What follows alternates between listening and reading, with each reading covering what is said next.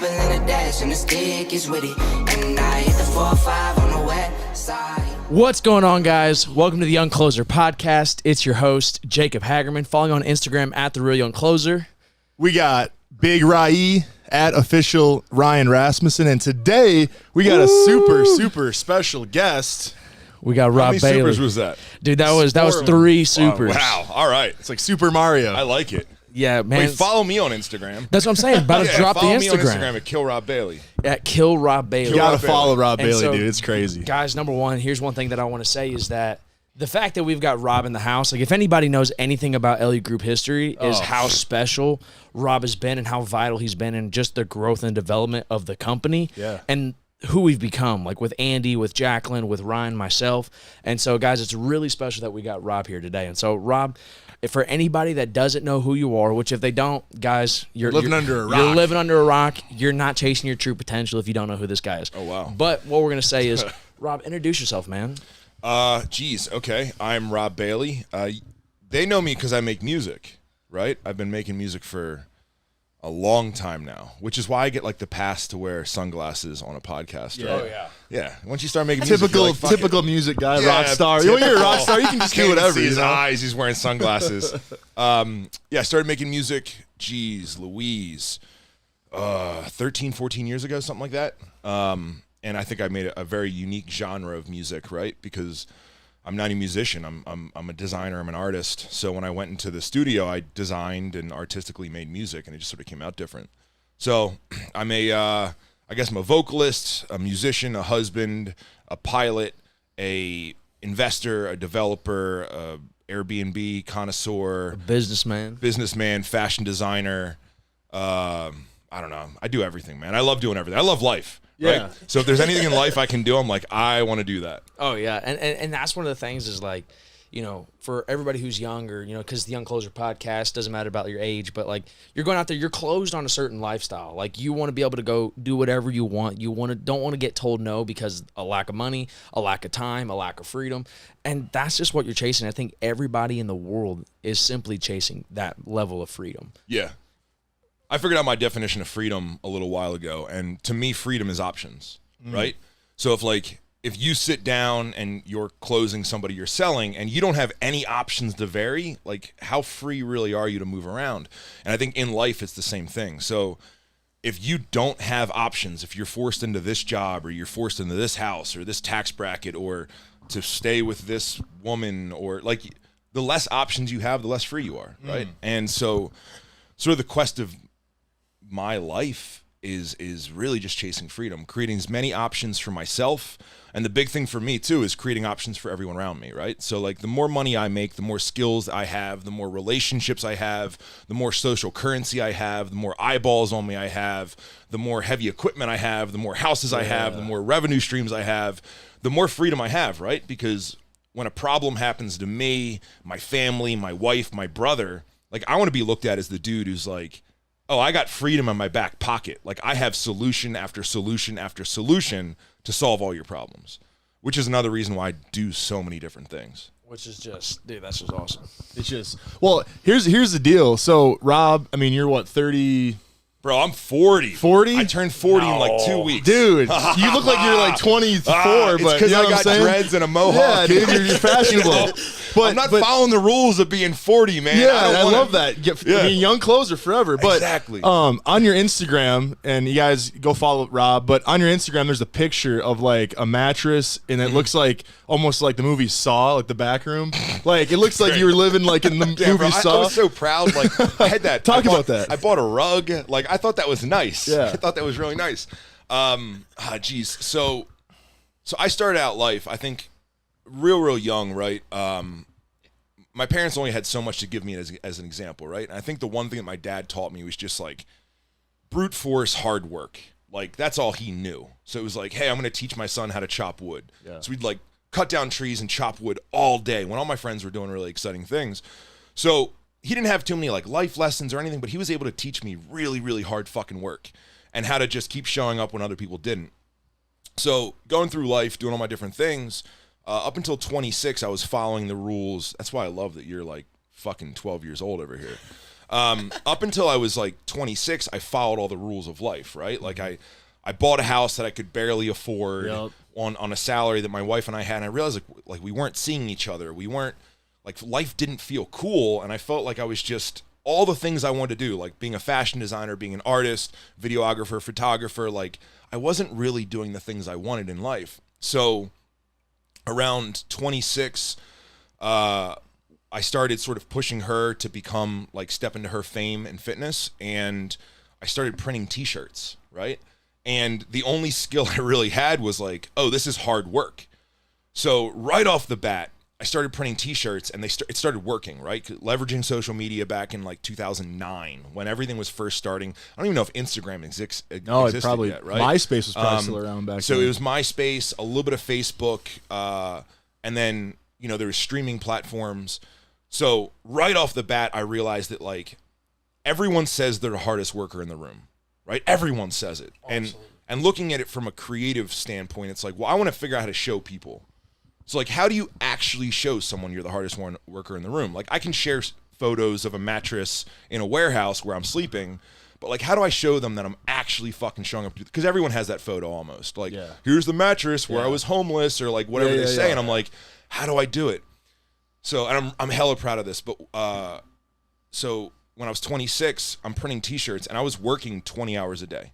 I was printing t-shirts 20 hours a day and filling orders, which like you hear that and you're like, okay, cool. Like maybe 3 days in a row, maybe, you know, a couple days, but like no one's working 7 days a week, 20-hour days, only sleeping 4 hours. But I was. So I live streamed it. I hooked up to a live stream. It's called Ustream. I plugged the fuck in and I was like, bro, you're up at 3 a.m. and you come on, you're just going to see me here just ripping. And I did that for like a month, right? And I realized that like I didn't have the knowledge. I didn't have like the finesse, the skill set, the business understanding. But the one thing I did have was like, oh, I got this amazing body that can do work like a motherfucker. Mm-hmm. So my only currency I had, the only thing that I really had to invest in the company, like didn't have money, didn't have all those things, but I had like my effort and my work ethic. So I just put that in as hard as I could, which quickly accelerated me out of that building into another building. My wife had the grace of, we talked about this the other day, allowing each other to just go be maniacs. And I think that's, we can talk about relationships later, but we were both allowed each other to be maniacs. So for me, I was like, well, I'm just going to move into warehouses. So like I would rent a warehouse, I would put a mattress on the floor and I would just start sleeping there. You know, for a long period, I was like showering with a hose outside and like That's badass. Just whatever it took to like just show up. Right. And to me, that was like living the dream. It was living the dream of when I was younger. I always watched like this. It was back when like in the 90s, right? So it was all the skate videos. It was Warped Tour. It was the X Games first started coming out. So like I grew up watching all those skate videos of like these dudes just living their life, making it work, living out of RVs, like them filming everything, editing everything, self-production. And to me, I was just like, that's what I'm doing now. And this is everything I've ever wanted to do. So I don't know, it's a really interesting mixture because I didn't have the same goals as everybody else, right? I think a lot of people went into it with like these financial goals of like, I want to hit these numbers or this or this. And I was just like, no, I just want to see what I'm made of. Like, that's it. I want to see what the fuck I'm made of. Now I understand financial goals and I understand all that. That's important, you know? Yeah, now I'm on the other side of that. They But at first gotta it was happen like, sometimes. it was just that lifestyle, man. It was just seeing what I'm made of. And I think that it's like one of the biggest things that bums me out of people. And that's why I like this building, right? That's why I like the people here is because like seeing what you're made of, most people don't do that. They give like a little effort, like it's like a week effort or 2 week effort, or they diet for a week and they're like, or they work out for 6 days in a row, but they don't like fully encompassing see their entire potential of like what their brain can do, how they can be self-aware, how they can show up and physically put their body through like torture every single day, how they can build camaraderie with other people, and how they can chase this goal for like a really long period of time. And you know, that's what we did, man. That's what we did, and it like set me on fire, set her on fire, and set us up for this like beautiful ride of life that we've been on. And then somewhere in there, me solving problems, I started to make music, which I never even thought anyone was going to listen to my music, right? I was making music because we were monetizing YouTube back in 2010. Which you gave us verbal DMCA authorization to use. Yeah, I mean, you can use, If you need me to write it out, Hey, it's on film now. It's on film Yeah. now. So guys, Okay. we They got can we use got my the go music ahead. for whatever, right? But like we were making YouTube videos to advertise Dana, right? And then we were monetizing. We were making like $5,000 a month, which was crazy. Yeah, Like I'm making videos to advertise, and then YouTube is now paying me. But then they started demonetizing me because I didn't have rights to, you know, Hatebreed or whatever I was using for music. So I was like, fuck it, I make everything else. Why not just start making music for background? People liked it. We came out with the song Work Also Kill. People started downloading it. I put it up for download. It got downloaded like 1,100 times or something in a month. And at $1 a piece, you know, they took their 20% or whatever they took. And I got a check for $1,000. And I was like, wait, I can make music and people will buy it? So then I came out with a full album, hit 13th on the Billboard charts, got like Billboard magazine sent us like a plaque. No we're not way. we're not on a record label or anything. I'm just Yeah. like super confused because I felt like I mean the same thing as you guys, right? Like it feels like it has to feel like you guys are cheating. Oh Right? yeah, I'm 'Cause confused you all the look at- time. You look at everybody else and you see what everybody else is doing, and you're like, why is it so much clearer to me? Like, why have you know? I don't want to talk about like the Matrix or anything too much here, but like, how Get have after it. How have I broken out of the Matrix? And everything looks different. Like every opportunity, every problem, everything is just, it's like beautiful, man. And I see so much possibility. And then you step back and you see somebody else, and like their outlook, it's just so sad. It's like it's like there's this giant wall in front of them. They can't see the other side, and I'm on the other side being like, "It's so fucking dope over here. It's awesome. You just gotta try really hard. Yeah, just try to climb over the wall. It's gonna suck, and you're gonna fall a few times. But if you get over this wall, like life is fucking sick over here." But most people are just like, "Man, that wall's too high." I just need you to say that again for everybody that's listening to that. Like, guys, there's a wall. It's you're here. The haves and the have-nots is separated by just a simple decision to commit. Yeah. Like once you commit, like it wasn't for you. It was like, oh well, I'm gonna go do this so I can go make some money. It was like, okay, I'm gonna do this so I can go push myself. Which nobody's setting up goals nowadays like that. Like when I first started in the car business, it was financial goals. When I first started with Andy, it was financial goals. And then now it's like, okay, how much can I do? How much can I impact? And everything else is a byproduct. Yes. And so if we would just take our mindset off the money is the byproduct of who you become. You can't become a millionaire until you backtrack and do everything that a millionaire does before that millionth dollar hits the bank account. And so if you're like watching this and you're in that zone where you're like, you're doom and gloom, your outlook is terrible, and you're not sitting there thinking about, okay, what's on the other side of the wall? Well, I'm going to tell you this. It's a great life. It's everything you've ever wanted and more. Yeah. And it's easy once you get across the wall because then you just got to keep doing what you've already done. And so continue to push. If you're in that space, guess what? It's a decision to commit. And then once you commit, let it be training with the Elliott Group. Let it be training with you on Clear, Calculated, and Vicious. The deal is this, or Training Grounds, my bad, because I know we switched up a little bit. Switcheroo. Little switcherooskies. But the deal is once you decide to commit, we didn't get in business to watch others fail. We got in the business to watch others win faster than we have, than Andy have, than Rob has. So if you're really like paying attention right now and not just watching this for entertainment, go back and just listen to what he said again 50 times and then make that who you become. That's $1 million worth of advice right there. I mean, people pay a lot of money to hear that. You know what I mean? Like 100%. But the thing is, how many people actually take action? How many people actually do the work? Who's going to sit and print shirts 20 hours a day, 7 days a week, live stream it, make music? Yeah. You know what I mean? I didn't know that. That's sick. That's sick. Let me ask you this. So 2009, 2010, that's going on. When was like that breakthrough? When was that? Was it like a year in, 10 years in? I mean, when did Rob really become like the Rob Bailey today? I mean, I think that's who he was. I think the second it started like working, right? So I was making the videos. I really sort of took a backseat to Dana and just wanted to support and really accomplish her goals. And I just saw something really special in her, right? And I think that I'd say around like 2009-ish, everything started to click, right? Because we were doing things for a while. We were trying to shop. Same thing, that wall, right? Yep. I'm shopping Dana to supplement lines and stuff like that and trying to say like, hey, this is my wife. This is what she looks like. Would you sponsor her? And everyone's like, no, get out of here. She looks fucking weird. Really? People said that? Dude, you don't I mean, you guys are young, right? You guys probably weren't even alive in 2009. I was 9 years old. Okay, so you don't know what you're doing. You're 9 years old.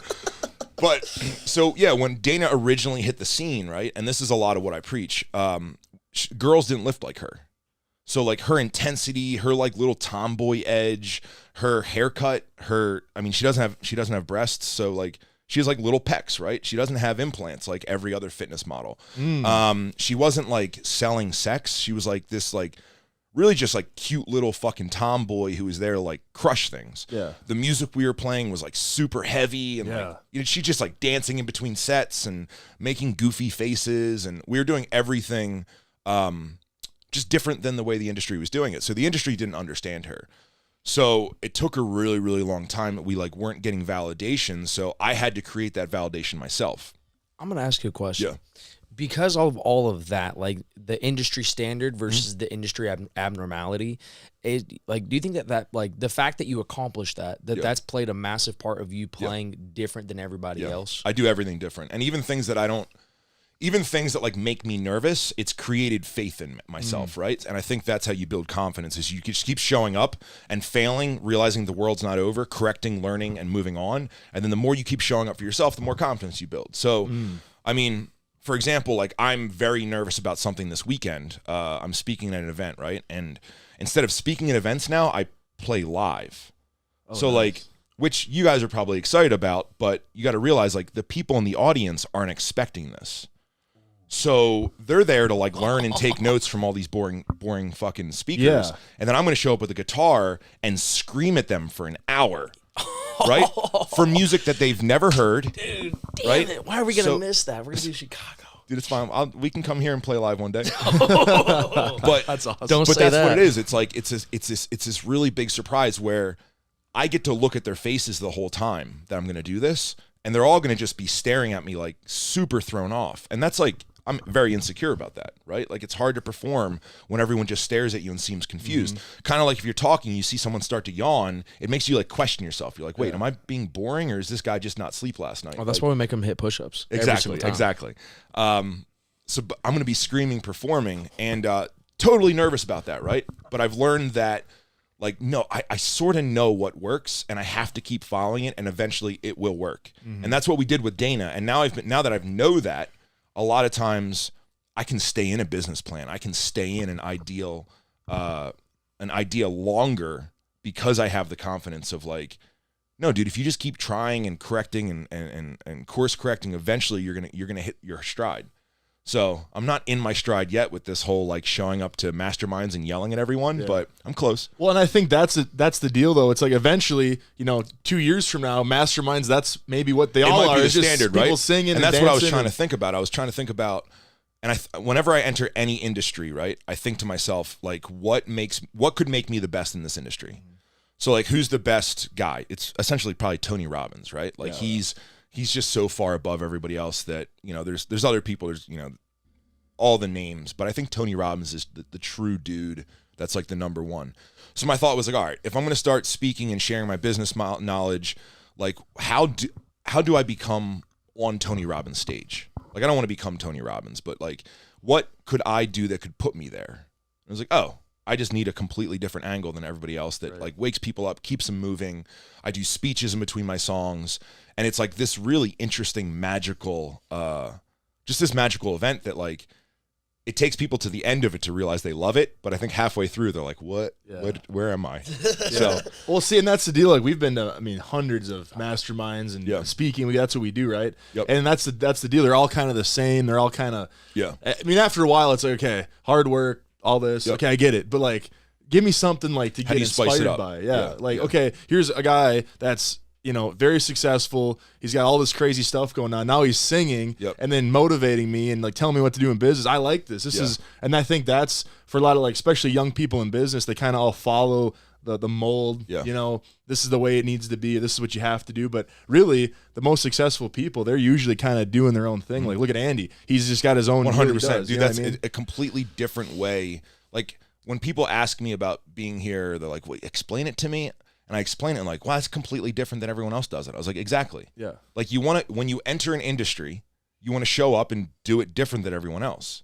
Like you don't want to play the same game as everyone else. Like, no, make it special. Make it really, really rad. Build something that doesn't exist, which is what you guys are doing here, which is why I'm drawn here. Like, I don't go places. I have a house in Montana and I have a house in Cabo. Like, that's all I need. And all of a sudden I see myself in Arizona 1 week a month. Like, it's because it's so rad here, right? There's so much magic. Yeah. 100%. And, you know, like one thing that, you know, we all say with, you know, the people that like we coach and we train is, listen, if you look like your competition, you sound like your competition, you act like your competition, and you make plans like your competition, then you will get, number one, the same results as your competition. You'll get treated like your competition.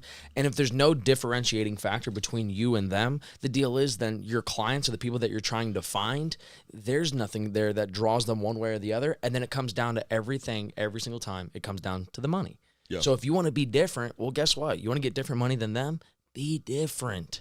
Like, that's why you train. That's why you get better. And that's why, like, with, like, just hearing, like, the story, like, that gets me fired up. Because, you know, I'm a young guy. I'm 22 years old. I'm blessed to be within this opportunity of being around Andy, being around guys like you, Brad, you know, all the people that, you know, we've met over the past, you know, 3 years who are just uber successful. But in their game, they're not even started. Like, they're warming up. They're not even done. Like, they're not even close to the finish line. And it's like, how much of that information can I soak up and be able to give to, you know, everybody out here? Yeah. Which, like, this right here, like, somebody could take what has just been said in what, the 21 minutes that we've been here, take that and just go put it into actual play, and they can go conquer the world, which is insanity to me. Yeah. And then there's those that are just going to hear this. It's going to be entertaining. Like, I'm going to say this, the conversation that we're all having right here, right now, it's not for everybody. It's for one person. It's for one person that's actually going to go do something with it. Now, if there's 10,000, a million people who listen to this, it was for one person. Guarantee it. Because that everybody else, it's just like, oh, well, you know, that story sounds nice, but how did he really do it? Well, you just told them. They're like, oh, well, do I really have to work that hard? Well, you just told them. It's like, oh, well, what if I'm young? Well, I just told you. Oh, well, what if I'm, you know, a goofy guy who barely makes sense half the time? Well, Ryan's told you. But I want to say something. That's kind of like my whole life. You know, I've kind of always been like the weird one, kind of the guy that's a little bit off, right?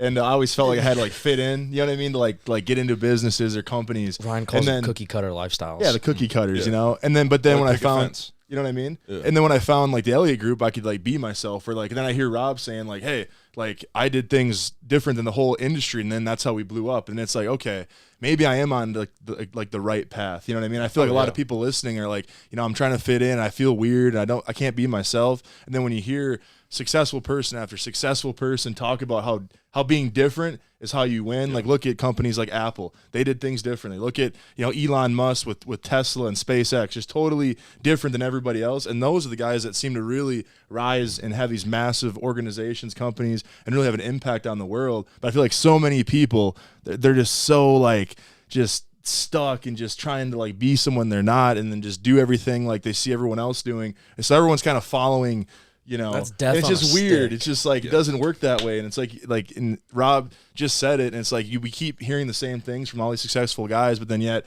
everyone out in business keeps kind of following everybody else, and then that's why they don't get what they want to get. It's just good to hear that stuff. I mean, I need it. You know what I mean? Yeah, I need to remind myself often that I can do whatever I want. Oh yeah, you know what I mean? Because like we get so caught up in everything else that like we for literally like there's been times where I forgot like who Jacob Hagerman is, like. And then Andy will have to like the check up from the neck up, be like, listen here. And then it's one of those conversations where it's like an hour long. And then Andy will say, hey, one last thing about 15 times, you know, one of those. Yeah. And then you're just like, yeah, he was right the whole time. You're a little bit upset because you got punched in the jaw like, you know, 9 times with, you know, just verbal assassination. And then you go home that night, you're like, wow, he was right. Like, I'm gonna go shoot him a text, say thank you. Like, thank you, I owe you. Yeah. Because, you know, you stop something bad from happening. And so like, we know that, like, number one, you're a massive visionary, a serial entrepreneur. You know, I think that's probably the, you know, 3 words to describe you, which we played at the wedding, and you know, you dropped 4 words. Remember that?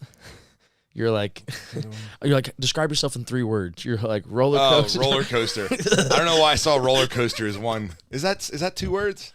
Roller cuts. I believe so. Yeah, no, that was funny. It's 1 word. Roller coaster. Yeah, he tried to tell me roller coaster was 2. Wait a second, you played me because he was like 3 words to describe yourself. I was like roller coaster, insatiable. It doesn't look like you have an app named Roller Coaster. Look at that. You can search it is 2 words. It is 2 words. I pictured it as 1 guys, word. listen, I'm the verbal villain for a reason. All right. All right. But hey, we'll let it slide. We'll let it slip. But no, that was funny.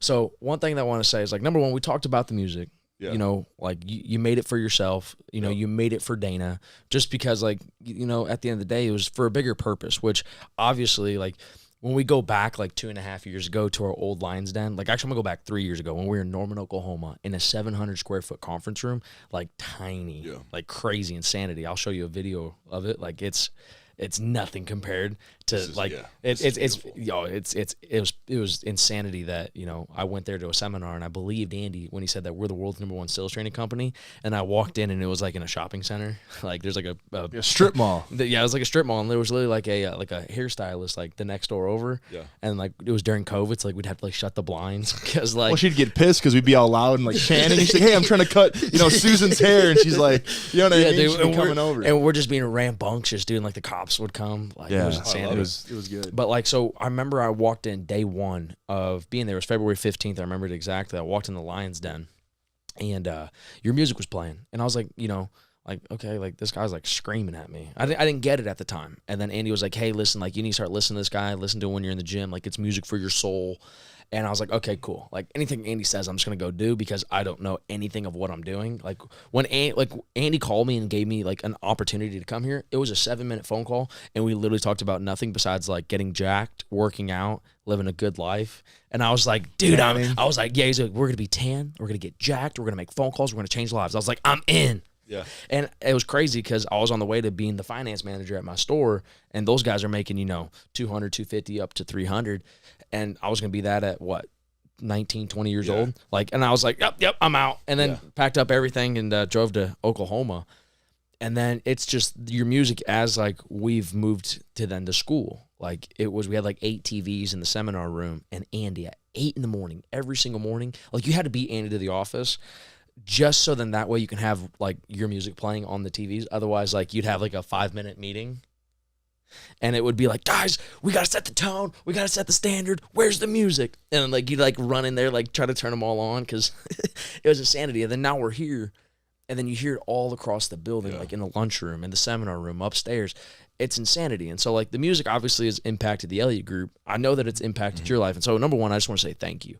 Like, thank you for pioneering that aspect, because I don't believe that Andy would be the person who he is today if he didn't have the edge that he got from your music, which that's all I want to say. Yeah. So that's I remember the first time I met Andy, he picked me up at the airport, and we were driving, and he was like unloading all of that on me.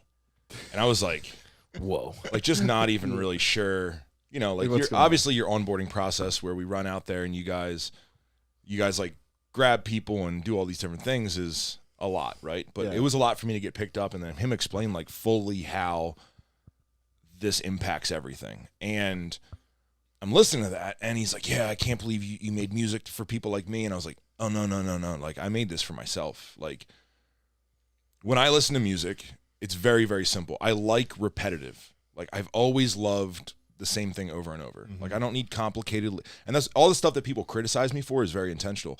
I don't like complicated lyrics a lot of the times. I just need to be simple, right? Like, I need it to be a very simple message, and I need it to be repeated like an affirmation over and over and over, so I can like truly believe it in my heart, and I can fall into that line and really identify with it, right? Like sometimes there's a really good line in a song, and you like wait the whole song and you hear the one line, you're like, yeah, that was great, and then it just like goes away, and it's like, well, it's way back there. I want that. Yeah. No, dude, I put those lines in the forefront and repeat and repeat and repeat. And then also everything's in first person because I'm listening in my head. I'm the fucking star. I'm the hero of this song.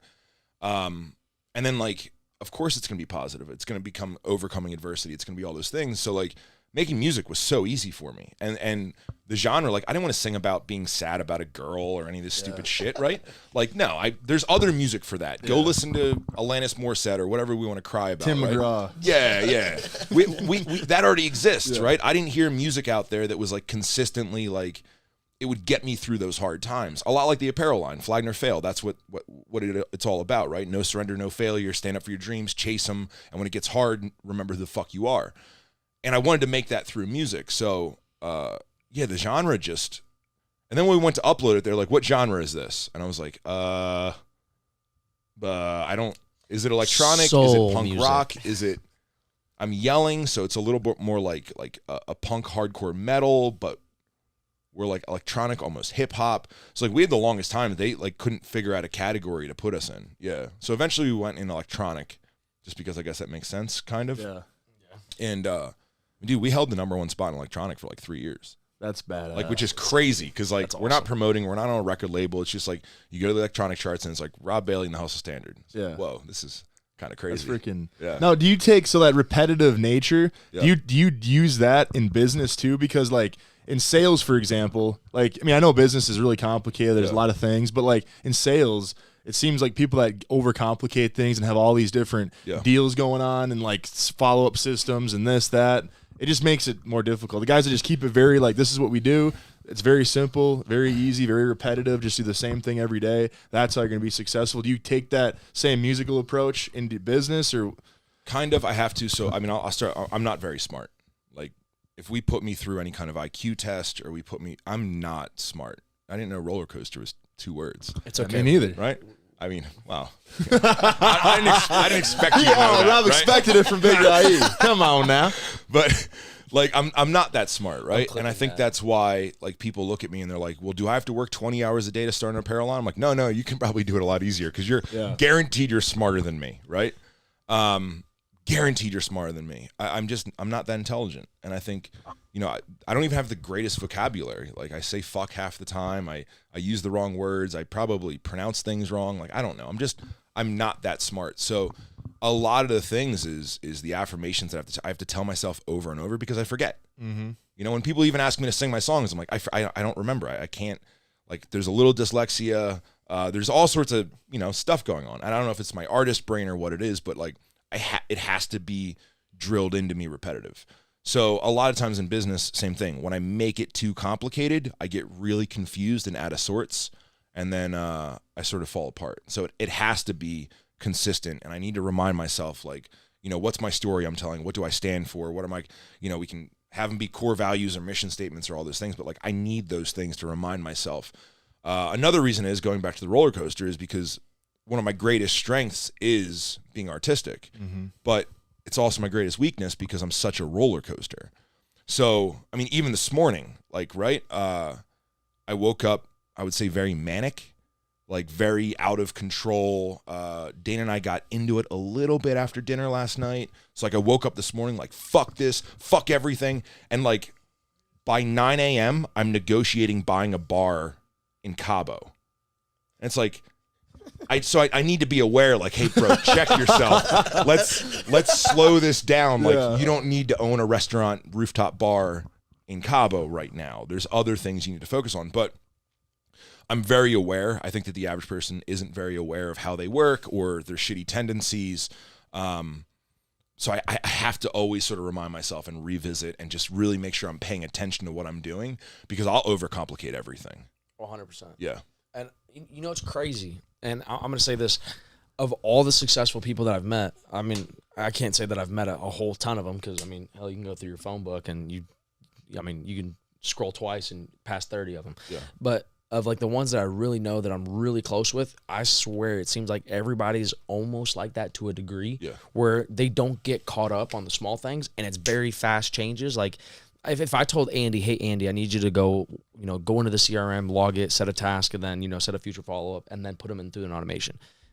And like I can leave Andy there for a day, but he'll figure it out, but he's not going to know it immediately. But the guy's one of the greatest at what he does, and he just sticks to his lane. Yeah. Stay in that lane and don't get caught up in all the stuff that don't serve you. Like, stop getting outside of, like, if you were to sit down, like right now, and you were to try to, let's say, build out a website, build out a CRM, build out automations on a follow-up, it would probably be against everything that you are. Yeah. Like, you're artistic, you're creative, you're innovative, you're somebody who's just, you're here, you give the idea, because you can explain an idea pretty well. Like, I've sat down there when me and you were kind of chopping up back and forth, the way that you can explain an idea and the way that it all, like, ties in together. Like, what's insanity to me is that, let's just take your three. The three aspects. Dana with, bodybuilding, the music, Flag Nor Fail, and then training grounds. I'll actually take in 4. Okay. It's insanity that all 4 of them are literally all in alignment with each other, but they're all completely different. With apparel, with the coaching, with, the music, with Dana, and, and everything that she's accomplished. Is that it's crazy, but it's all connected. Yeah. But most people, they'd get lost in the sauce and they'd focus on one too much, or they would, not even have the idea to do all of that and then be able to accomplish it. Yeah. And so that's a superpower. Like I hope that you never think of that as a weakness. That's actually a superpower that it's immediate. But I have to manage it. Oh yeah, I absolutely. have to manage it. One of the things I always say to people, and I think people need to hear this, young kids, you have to know your game, right? And I think that a lot of people get really, really mixed up in not knowing what their game is.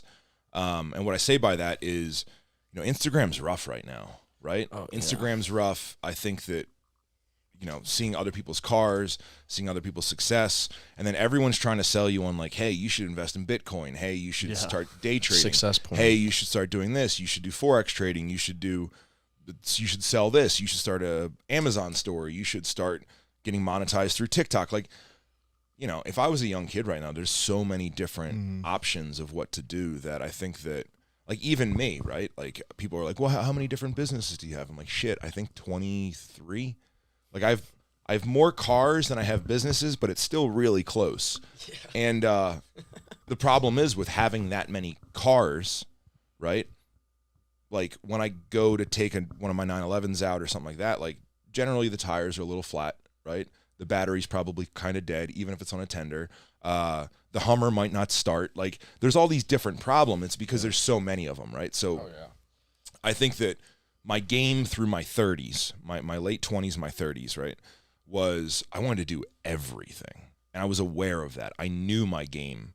And now going into my 40s, I know my game, which is like, ooh, I want to whittle this down, and I want to take some of these and make them really fucking big and see what I'm made of, right? So a lot of those 20 companies, I'm like just selling off. They're getting acquired, sort of just shedding them, right? And then just really going all in on the apparel, the coaching, and then Dana's coaching, because Dana's a way more successful coach than I am. But knowing your game, knowing that like the shiny object syndrome was great for my 30s. It put me through a lot of shit. I learned a lot of things. But now coming to my 40s, I'm refining. I wish that I would have done that in my 20s or my late teens and then refined faster into my late 20s. But, I'm just, not everyone can be in here. How old are you? I'm 27. Oh, my God. Still youngsters, right? I can't imagine being where you guys are right now. It's so crazy. It's insanity. It's hard for me to process. Let me ask you this. Because I feel like everything that I envision, it kind of happens. Maybe not exactly the way I thought it would, but I've been following you for a long time. So it's like that we're sitting here. It's just like, well, hey, I kind of always wanted to, and now it's here. Do you have, in your life, have you kind of seen it and then just made it happen in a roundabout way? So or whatever I see, whatever I see and whatever I think about happens. See, I love it's that. It's that fucking easy. So I need to be really, really careful with what I consume. So I was at dinner last night and I was having a conversation with my boy that I've been friends with forever, and we were talking and he said something about like, oh, what'd you change this year? I was like, I haven't watched pornography this year. And he's like, wait, what?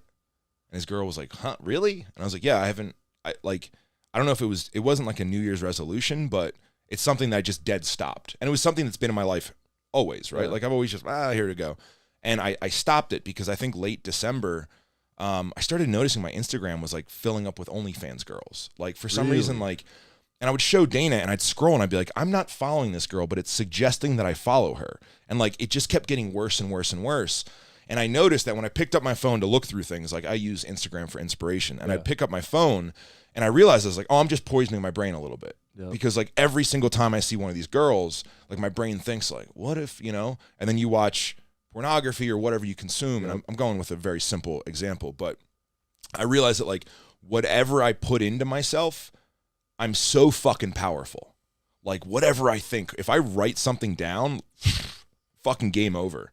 Like if I actually take it out of my head and write a sentence down, like I am going to do this, like dude, within 2 months it happens, hands down. So I realized that like I've got over that initial wall. I've broken past the small brain scarcity mindset matrix that was back there, and now I'm in this abundance mindset. And with me being so powerful, with my brain being such a fucking monster, I need to be careful what's in there. And if I'm putting porn in there, if I'm putting like fucking OnlyFans girls content in there, if I'm putting shitty conversations from small-minded people, like that's going to mess my shit up. So what I consume just like a diet, right? Just so you're not a fat asshole. What I consume and put in my eyes and my fucking brain and put in my heart, it matters so much because everything that I think about, everything that I conceptualize or dream about happens. That's the thing. I think a lot of people they're going on these social media sites and they're seeing all this BS like TikTok, and I don't know if it's like intentional, like people want to like brainwash, you know, America, like they say the Chinese are trying to like with TikTok brainwash. I don't know if it's that, but it's definitely, there's like a correlation, and that's just huge because it's like you see again so many people that are successful. Hey, I seen this, I did this, I cut out bad habits, I cut out negativity, and then look what happened. Yeah, and it's like even like I don't even like with my body, if I start thinking like, hey, I'm gonna get bigger and stronger, even if I don't really work out harder, I start getting bigger and stronger. It's weird. Yep. And that's like, I don't know, it's just a weird. It's awesome. I love it. I think the problem with TikTok and everything like that, it's just fucking easy, dude. Yeah. It's easy attention, it's easy consumption. Dopamine. And yeah, it's that easy dopamine pop, right? I mean, the same thing with porn. It's like I can either work on my relationship and set up a really magical Friday night where there's candles and dinner, all that, or I can just open my phone and type naked girls doing this and I just see it, right? Like it's that instant, so you don't have to work for it. And I think that's unfortunately where the country's going. Everyone's just looking at these little quick hits. So quick hits are showing up more and more and more. You know, there's like a million fucking like dating sites where I could just pull up anything and click on something and be like, I can have a girl here in 5 fucking minutes that'll do anything, right? Everything's getting so easy, but with that happening, nothing means anything anymore. Exactly. So like the content that you're consuming on TikTok means fucking nothing. And if you don't realize that the stuff that you're consuming, that you're putting in your fucking brain, your eyes, and your heart means nothing, it's like, well, then what are you going to be ended with? Like what are you going to end up with, man? Yeah, nothing. So like consume shit that matters. If you're going to watch Netflix, watch like a really good documentary that makes your fucking brain work. Yeah. Right? Like I'm a dude on Netflix who watches the same thing over and over. Like no one does that. They're like previously watched. I'm like, yep, watching this movie one more time because like I know how it makes me feel. I know what it does to my brain. I want to watch that. I don't want to watch some fucking nonsense. And I do that same thing. Like it doesn't take me very long to like unfollow accounts. Like I do not want to consume this. This doesn't deserve to be in my brain, right? Life's short, man. Super short. Life is short. Super short. I fucking 3 weeks I'm turning 40. And like I don't care about the 40. Like I'm not panicked about that, right? Like I'm fucking strong. My body's awesome right now. Like I feel better than I felt like when I was 30.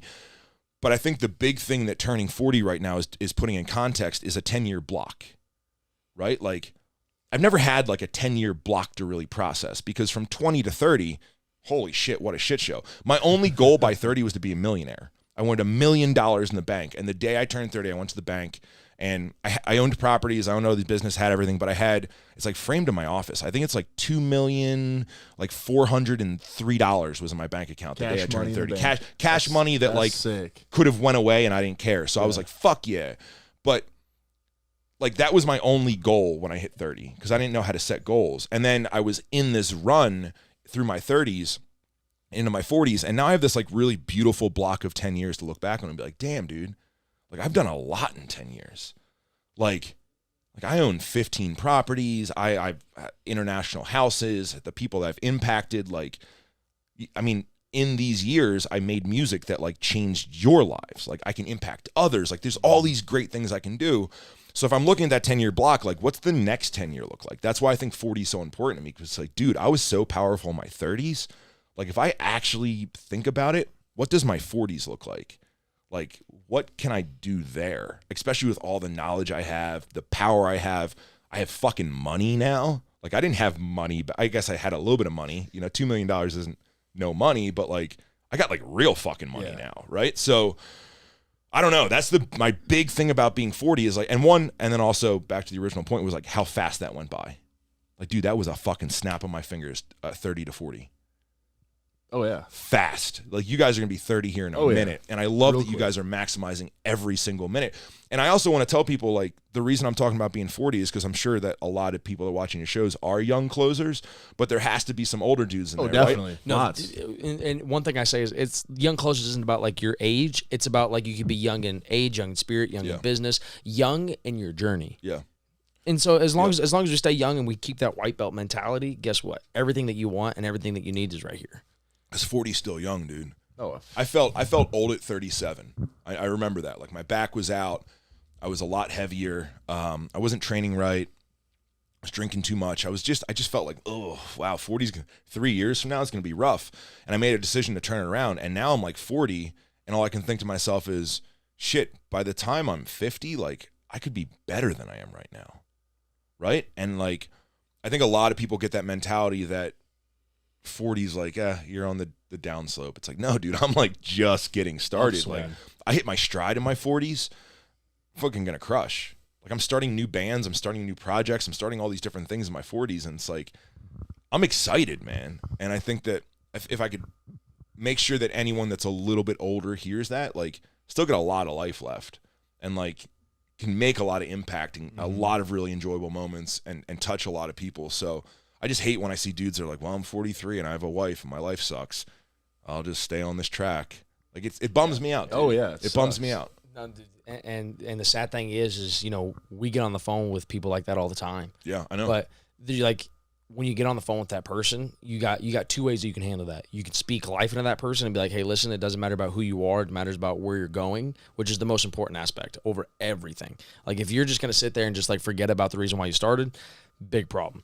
But when you do have that moment of like, okay, you know what? I want to change my life. If you don't take action with that, it's just like everything else that you've gotten in your life. You just get the same old, and that's the reason why you don't like who you are. Yeah. And so, like, if you're sitting in that moment right now, or if you've been there in the past, you want to get out of that, well, there's ways that you can take care of that. Like, you have to make the decision to go find people that can pull you out of that. Yeah. Like, when you go whitewater rafting, the first thing that they tell you is if you fall out of the boat, you have to be an active participant in your own survival.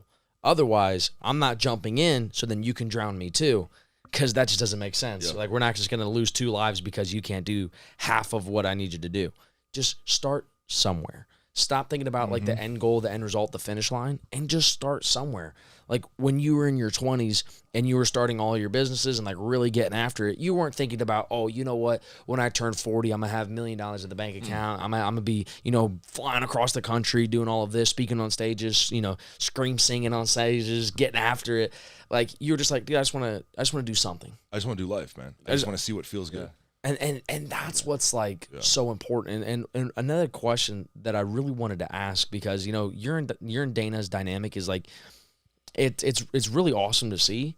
Like I really enjoy seeing like the way that you guys operate. And then like you were here first at the Den. Like we got an opportunity to see you.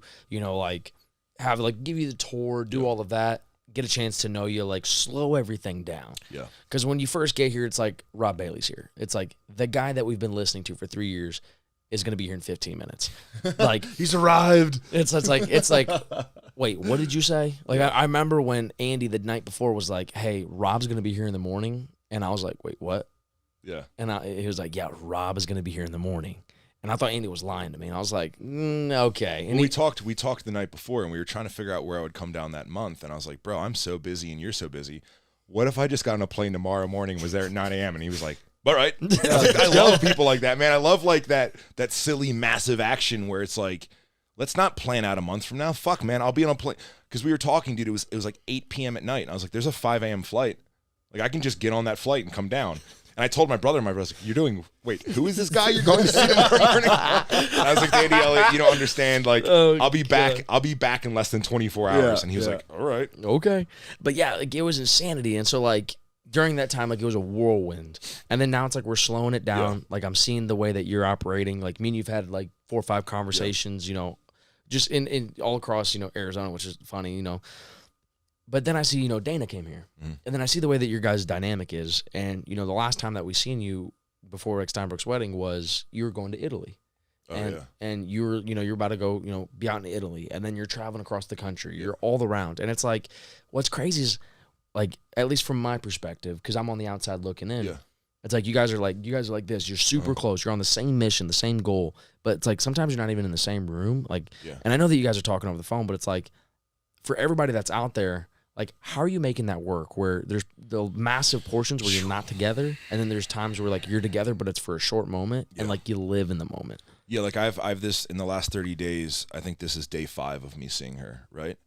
Our relationship is very, very interesting. Very, very interesting. And I'm aware of what it looks like from the outside. I'm aware that like, you know, I don't even know if we're public figures, whatever the hell we are, but I know that like there's a lot of speculation and all these different things, right? And if I go back, it's very similar to how we started. When we first started, we were just two kids that were just doing stuff. And then at some point in time, I was like, hey, we're going to do really amazing things. And it's going to be really hard.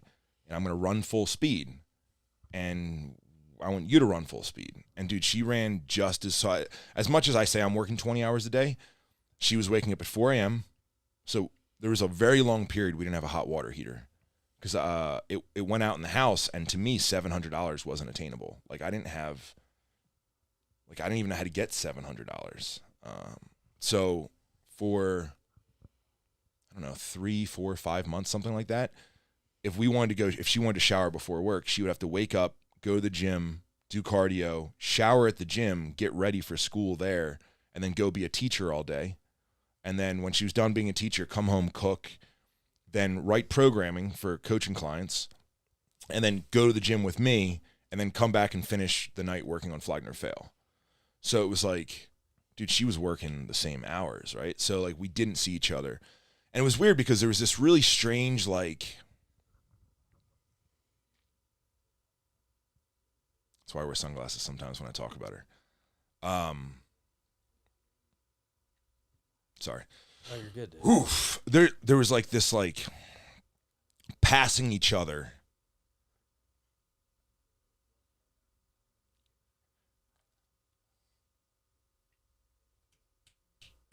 Damn, boy.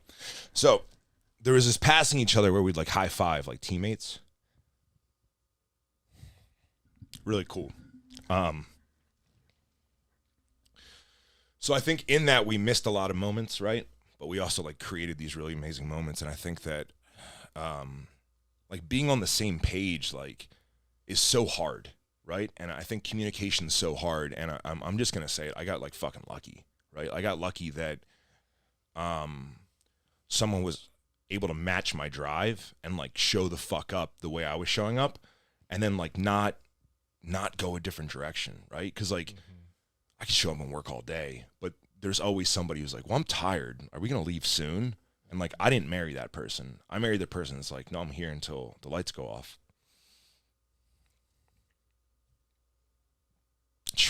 So, sorry about that. No, dude, I love that, man. I That's, love that. Hey, that's that's magic. No, Such listen. a fucking hard time talking about her, dude. Listen, It's that's like, real, bro. Yeah. And like, yeah, we've had problems, right? So like on the 26th of this month is our 16-year wedding anniversary. We've been together 22 years. We've had all our ups and downs, you know. And I think the big thing is just like we just both wanted to work. So like we'll do anything to make it work. And I think that this year is really weird for me because I'm in this like really interesting hyper growth period where I want to figure out the next level, right? Like I want to figure out what my next 10 years looks like, what our next 10 years looks like, whether that's, you know, I was in Italy last week. I'm like, dude, I'm fucking everywhere. I'm here until Sunday, and then I'm in Thailand. Like, what the fuck am I doing in Thailand, right? And then from Thailand, like, I'm coming back, I'm, like, recording music videos, and then I'm in Nashville, and then I'm back in Florida, then I'm back in Utah, and, like, the same thing you guys are doing, but just, like, on the move. And, you know, she likes having the farm and things like that, so we're a little separated now, but it's just, like, that's really cool teammate, like, high five when we do see each other, and it's like, keep crushing, bro. Like, it's almost like I'm like it's like I'm fucking O-line and then she's the quarterback. So I'm out here just doing my drills, but like I know that I'm working on my shit over here doing my drills. And I know that she's over there throwing passes to receivers, but I know that when we come back and tie up, like what the deal is. So it's just a really beautiful dynamic. It's fucking hard. No, It's I guarantee fucking it. hard.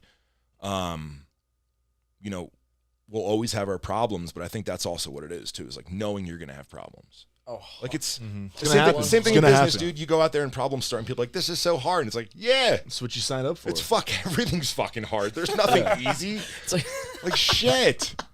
Well, and that's like, I even tell people, like, you know, like when a customer's mad or when there's a chargeback or someone's blowing up or there's a bad review, I like that because that means I'm doing something. Because there was a time in my life where I didn't have any of that stress. I didn't have any of those problems. But then I had other problems, like not having money, like not being fulfilled. Those are way bigger problems. So now, like when I have a customer with a problem or whatever, not that I like that, but it's like, okay, in the back of my head, I get kind of mad or at myself or whatever. But I'm like, hey, this is growth. This is good. This is, you know, if I don't see my daughter, it's kind of like you and Dana. Like I have a daughter, right? And I don't see her as much as I want to, but I'm doing stuff. So it's like at the end of the day, it's like I know at the end of the day, I'm doing it for the greater good. Long term, it's going to be great, and it just makes moments more special. So I think, like in sales and business, a lot of people quit because things get hard, stuff happens. They're like, I don't see my wife, I don't see my kids, I can't live like this. But when you understand, like this is just part of it. This is what everyone has to go through. It's the process. At the end of the day, like it's all going to work out. And now you have an actual story, and you're actually, you know, impacting people. And again, just building that badass life and business. You know what I'm going to say? And I don't know if you're going to agree with me on this, but I'm going to say I think the number one thing that makes you very special, makes you Rob Bailey, is that you didn't find just one thing to commit to and then like something worth committing to. And then like committed is that you found something in almost every area of life. Your health, your wealth, your relationship with Dana. Like you found massive and multiple things that are actually worth committing to. And then you've committed and you've set the expectation of, listen, it's not going to be sunshine and daisies and rainbows and it's going to be easy. It's going to be hard. There's going to be challenges. There's going to be arguments. There's going to be, you know, bad business partners. There's going to be times where you lose a lot of money. There's going to be times where you miss events where, you know, all of these bad things are going to happen, but the bad is overshadowed by what is truly great in life. Well, I think it's, to answer that, I did commit to one thing, right? Like I committed to life. Right. And I think that it looks like, oh, he committed to music and he's committed over here and all these different things he's focusing on. I'm just focused on life, man. Like, like very early on, like I remember my brother moved out and my brother ended up, he was working a sales job and he was in like Maryland. And I was like, damn, man, I just want to be with my brother. Like, it's my fucking boy. Right. And then Dana would go off to work and she'd be at work all day. I'd be at work all day. And I'm like, damn, I'm like seeing my people like an hour or two a day. And I'm on the phone with my brother. My parents were living far away. And I was like, I want like life to be everything. I don't want to go to work all day and then not see my family and not. So I was trying to figure out how I can like create time. And that's one of the things I really pride myself on is creating time. And if I want to create time with my brother, then like I need to figure out how I can get him here. So the first hire I ever did was I hired my brother. I was like 6 months into business. I called him up and I was like, how much do you make? And he's like, $86,000 a year plus commission as a sales guy. And I was like, I can pay you 42. I think I promised him a 911 too. I was like, one day I'll buy you a 911. I don't fucking know. But did he ever get the 911?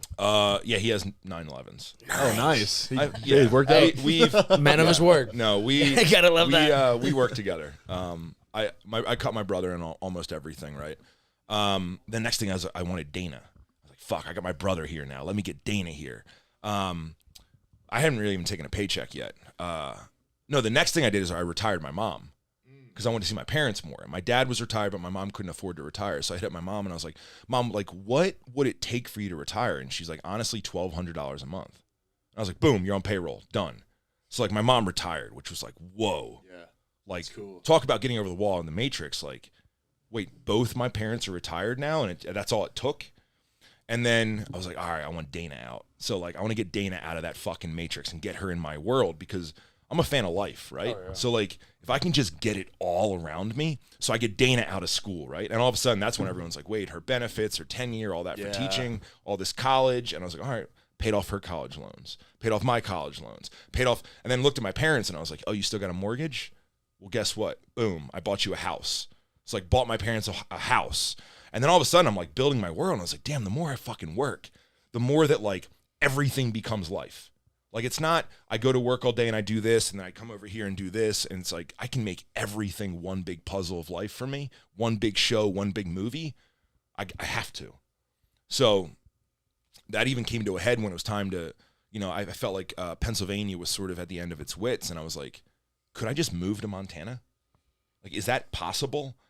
And I came back and I told my brother and I was like, hey man, I just want to move to Montana. And he was like, well, what would that look like? And I was like, I'll go out there this weekend. I'll buy a warehouse. We'll see what staff want to go. I'll buy them all apartments or whatever. I can buy you a house. I can buy the parents a house. I'll just go fucking do it.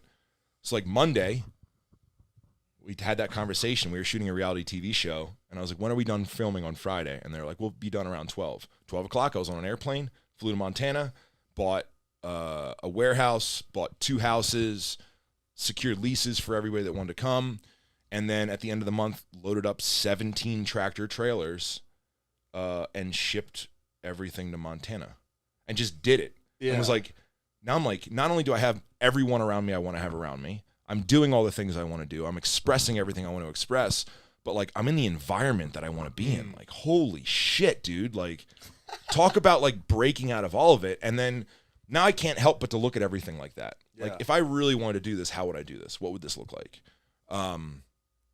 And yeah, dude, it was just, it's that passion for life. And it's not like, I know dudes that have passion for business and then everything else is sort of weird, or they've passion for their family. Right. And I think that's great. Right. But like a lot of people I know that have passion with their family, like I had an old business partner that, we owned, a fitness expo with. Right.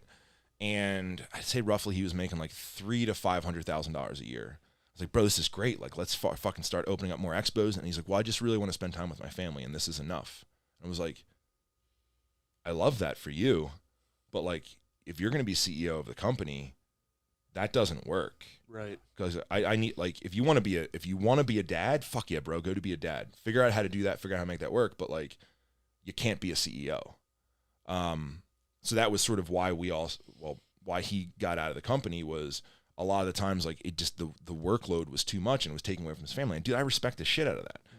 But for me, it's like, I just want all the fucking gas to the floor on every single thing. Like, I don't know how long I'm going to be here for. So like every single input I get, I want like maximum. Just like, let me feel all the fucking feelings, all the sadness, all the happiness, all the passion, all the camaraderie of my family. Like, and whatever I can do to make that happen. Let's go, boy.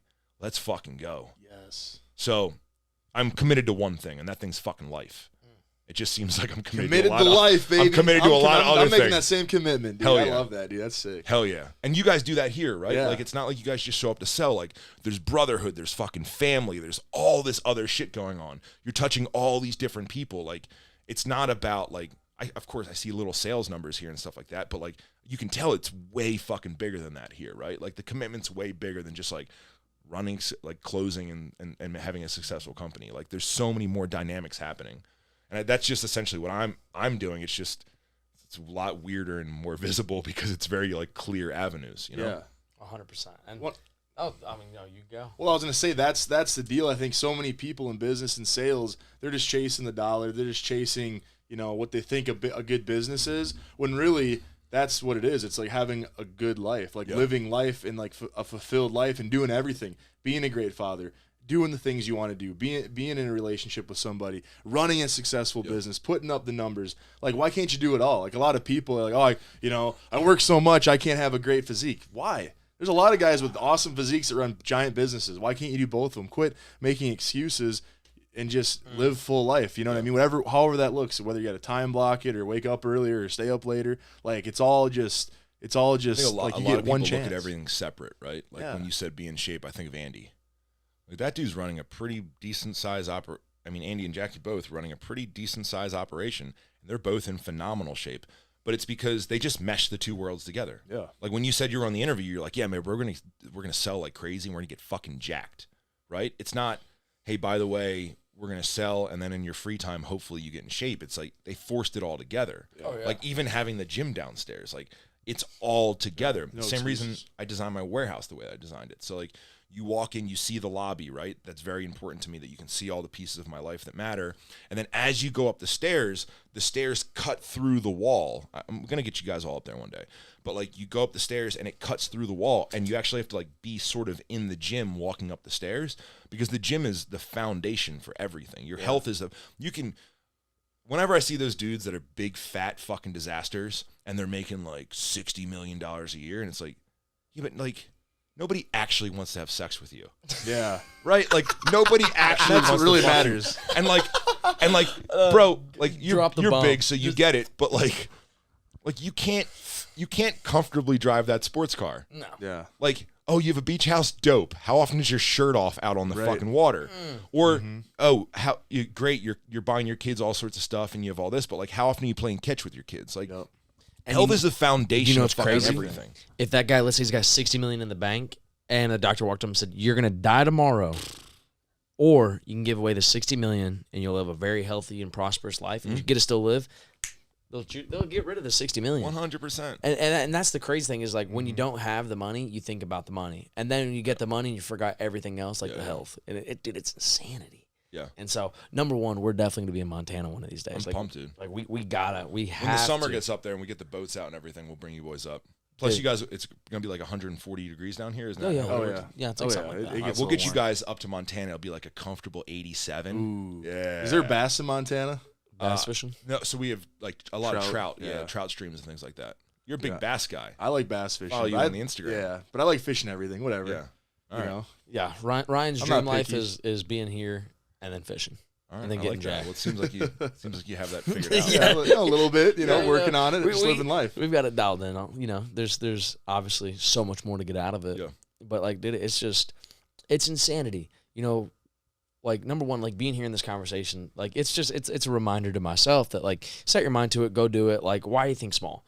Like one of the big struggles that I used to have is, you know, when I would get on the phone with like a general manager or somebody who was like an owner of a dealership or somebody who owned a company, and they'd be like, "Man, how old are you?" And I'd be like, "Oh, I'm 22." They'd be like, "Wait, what do you know?" And it's like, you'd be surprised. And like that was like one of those things where I had like a strong like having to get over the wall. Was that like, man, I think about my age and I'd be like, yeah, dude, like, can I really go talk to somebody who owns a business and tell them how to optimize it with his people? Like, can I really train a sales team?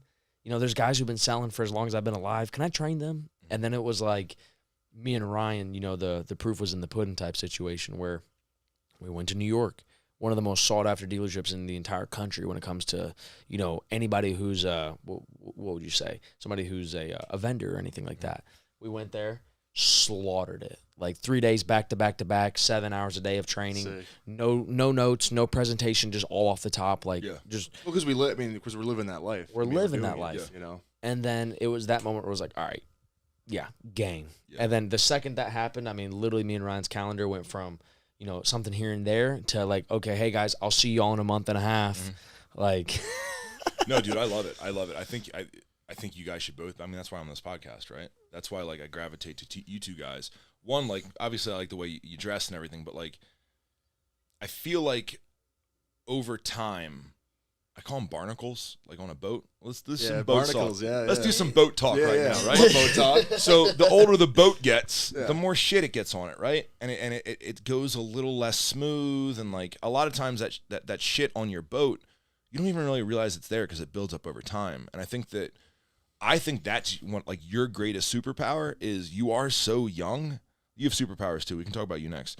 But like I think you're so young that like you're not covered in the barnacles. Like you don't have the shit. It's just that youthful hunger. And like I see you in these like practice sales meetings where you're watching everybody else, and I see you over there. I'm like, that dude's a fucking lion.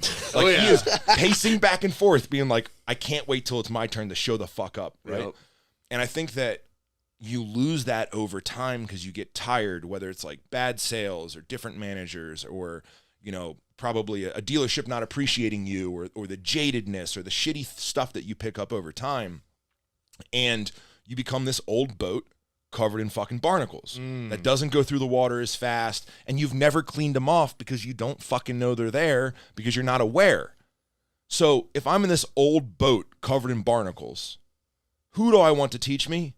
I want the newest, fastest, fucking cleanest boat that can rip through the water to be like, nah, bro, clean your boat up, look like this, add some new fucking sonar. Yeah. I'm the updated version right now. Like, learn from me. Yeah. That's who I look towards. I'm not going to look, backwards towards slower boats? No, I'm going to look at the fastest, hungriest fucking speedboat on the planet and be like, no, we need to clean this shit up, wax me up, make me look good so I can compete with that.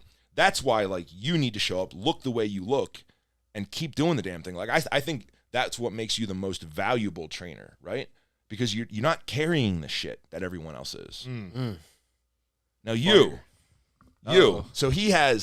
so I talk a lot about branding package, right? So me being an artist, I think that everything's a branding package. So one of the things I talk about, I always use Harley Davidson for an example.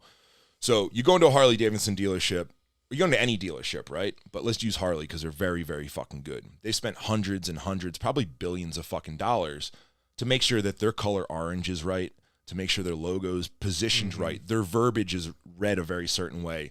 You know what their models look like. You know what their photography looks like. You know what it smells like when you walk into a Harley dealership. You know what the salesman's generally probably going to look like, right? You know what the other customers, what they look like. Like, without being there right now, you can really close your eyes and picture that entire brand. You know what the bike sounds like. You know what the bike styling looks like. You know what it's not going to look like. You know if they collab with Ford on an F-150, you know what that stylization is going to look like. Now, you can even picture what if a bass boat was collabed with Harley Davidson, what that bass boat would look like, 100%. right? Like, it's so easy to picture because their brand's so fucking clear, and they spend billions and billions of dollars to develop that, to make sure that, like, they're not leaving any interpretation for you boys, right? Like, you know Harley. It's not like, oh, I wonder what Harley would do. It's like, nope, we figured this all out and we're giving it to you, right? And I think in life, like, that gray area when you don't know someone's intentions or you can't really figure something out, it puts it on you to figure it out, right? And I think that's great for a brand, but as for a person, right? Like, I am a branding package. Like, everything about me is intentional. I got skinny jeans on, right? Because I know it makes people uncomfortable, right? I got fucking holes. I got certain shoes on. I'm wearing a $100,000 watch, so it balances out the fact that I got dreads, because you're like, oh, dude has dreads. But wait, that's a really nice watch. I don't really understand. Like, I and it's because I want to confuse people. I want to confuse people. I don't want to explain to people what the fuck I do. I want them to go ask you guys, what does he do? I want to be mysterious. So, like, that's my way I show up. I walk into a room and people are like, damn, there's something about that fucking dude that I don't understand. And I want them to ask other people. I say, I just do a bunch of stuff. Don't worry about it.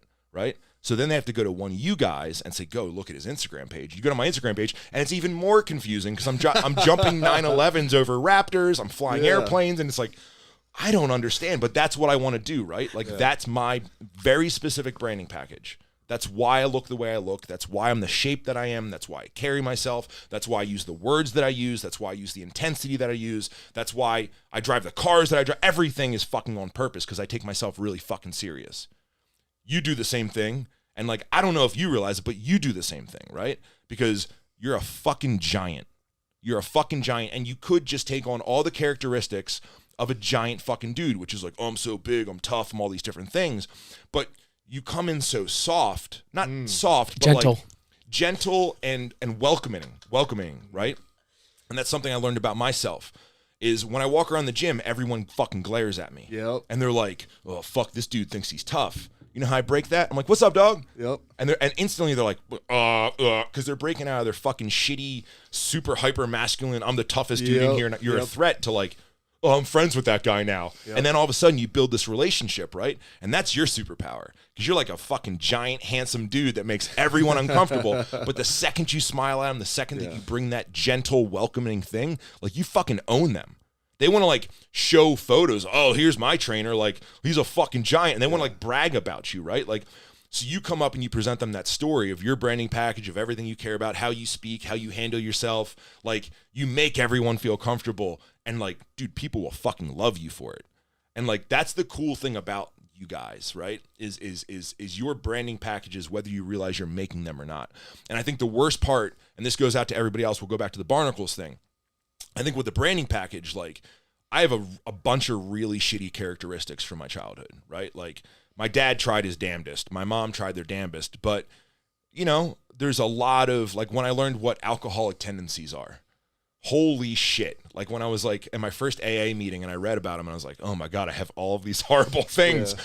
But as soon as I realized the branding package, I was like, these things are written in my branding package. So, like, how the Harley Davidson guy greets you, how they answer the phone, how they follow up to see how your bike's doing. When you bring your bike into service, what are the little things they do? That's all written down somewhere, right? Yep. Just like yourself, it's like, hey, when someone challenges me, I get really defensive. Or when I get cut off in traffic, I act like a fucking asshole. Or I procrastinate on things that I want to do.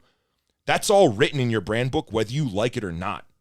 Like, because it's there from your fucking childhood. It was established when you were 6 fucking years old, and now it's just there. It's a fucking bullshit barnacle hanging off the back of your boat, slowing you the fuck down. And what I want people to realize is, just like you can cut your hair, just like you can dress up in a fine-ass suit, just like you can be big, handsome, and tan and fucking giant, right? Just like you can do all these things, just like you can grow. Fucking, I got other people's hair tied in my hair. What? Like my boys cut their hair off and weave their hair into my dreadlock. Like, that's silly shit, but it's like very intentional part of me. Yeah. You can do all these different things. You can also write down the shitty parts of yourself. You can write down, like, I don't know how to speak in public. You can write down, I curse too much. You can write down, my vocabulary sucks. You can say, like, hey, I lose my temper too fast. You know, hey, I'm not a people person. I'm not outgoing. And then you can literally cross those things out in your fucking brand book and be like, what do I want to replace that with? Right? Like, you don't have to dress like that. But at one point in time, you realize I want to dress like this. Oh, yeah. And then you realize this is how I want to enter a room. This is how I want to laugh. This is how I want to engage with people. This is how I want to shake people's hands. Like, bro, you can change all that shit in your fucking brand book to be a better version of yourself. You just need to realize the fucking faults in yourself and get rid of them and realize that you pull shit from your childhood. Like, the first thing I tried to do with Dana was isolate her from her friend groups. I don't know. I didn't know that. That's just what I did as a fucking guy that was raised by an alcoholic who did it to my mom. So, like, I enter Dana's life, I make her fucking love me, and then I'm like, hey, that friend sucks, fuck that dude, that girl's a fucking whore, get away from her, and I single-handedly, like, separated her from all of her friends. And, like, there's people out there doing that with everything in life, and they never realize it. And then they ruin shit with everyone around them that cares about them. So, like, what did I do is I started to be like, well, I need to learn my why. Like, I'm very powerful. So if I'm this powerful, I need to realize why I'm doing things. So, like, even now, I have a spiritual coach. I have business coaches. I have relationship coaches. And I'm just like, dude, just ask me questions. I need to uncover as many little unlocking these boxes so I can understand why I do things, so I can be the most positive, powerful force in everyone's life around me. And, like, that started in my early 20s when I realized, like, watching my dad do that to my mom and then look at Dana and be like, damn, I'm doing that same thing to her. Oh, I need to stop that. What else am I doing that I'm not aware of? What else is in my branding package that I just show up and do because it's pre-programmed in me that I need to fucking fix right now if I'm going to have a good life? And that's all that, like, when I'm committed to one thing, I'm committed to the passion of life. So, like, I need to know why I do things. I don't want to just operate on fucking autopilot. So if you're out there, I'll look at the fucking camera. If you're out there and everything seems negative and everything seems doom and gloom and everything happens to you, not fucking for you, like, try to just really dig down and figure out why. Figure out what's attached in your brand book. That's how it's easy for me to, because it's fucking written. It exists. It's a hard thing right there that I can see. And I'm like, Rob wears a shirt sleeve tied on his head for interviews, and he starts with sunglasses, and when he gets really intense, he removes his sunglasses to be more impactful. Like, they're all intentional fucking things, right? So why can't I just make more intentional things? Right. I can. Just like I can feed myself the right fucking content. I can say, oop, no more pornography. You know, let's get rid of some of these OnlyFans girls that are showing up on my thing. I'll just start blocking them, and eventually the algorithm will realize. Let's listen to the right fucking music. Let's say the right things. Let's not use half measures in our words and say, like, well, I'm kind of tired. No, motherfucker. Am I tired or am I not? Not kind of tired. I don't live in fucking gray area. So if I'm fucking tired, fix it. And if I'm not fucking tired, then let's not pretend like I am to do something weird, right? Don't live in half measures. Don't live in fucking half measures. You start committing to real things, right? And all of a sudden, everything's like, oh, it's a lot more definite. That gray area will kill everything. It'll kill people in a relationship. It'll kill people in a sale. It'll kill employees when they don't understand where the company's going. That fucking gray area will kill everything. So the more you can figure everything out, know why you're doing it, take away the assumptions, know that your brand is showing up as a fucking well-dressed tiger, clean-ass fucking speedboat. Your brand is showing up as a giant, handsome fucking dude that makes everyone feel comfortable. You're a pontoon. Right? And then why you're there and what you're going to get out of the people, the more that you can explain that to them, the less they're like, well, what is this 22-year-old kid going to teach me? What's this giant guy going to teach me, right? Oh, yeah. Like, you clean up that gray area, and they don't have to assume. You tell them, I'm here to fucking do this. And if you buy in, this is where you're going to get. No imagination. I'm not here to give you imagination. I'm not here to give my wife imagination of what I'm doing in Thailand next week. No, I'm telling her as much as I can so she's not sitting home being like, oh my God, what is he doing? Like, no, I have to clear that up. That's my fucking duty, right?